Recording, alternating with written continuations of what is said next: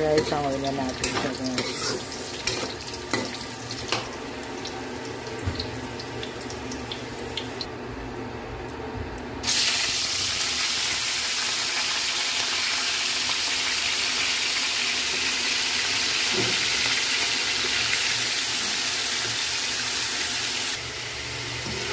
Guys, sangoyin muna natin natin beef.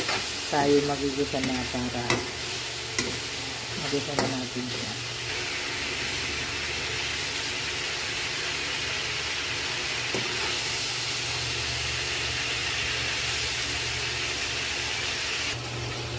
Unahin na natin yung ating bawang.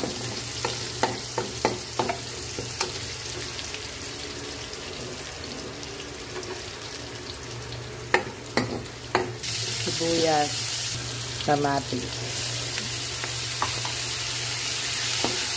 Lagay na rin natin yung ating red bell pepper. Balik na natin yung ating beef.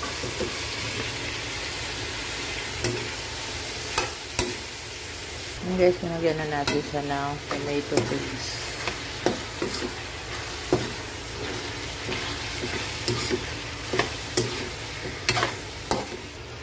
Lagyan na natin yung kanyang marinade guys.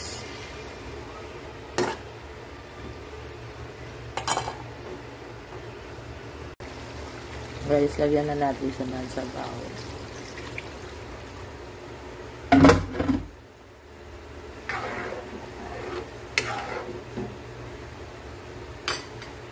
Yan guys, nag-reduce na yung kanyang sabaw. Lagyan na natin yung ating piniritong patatas and carrots.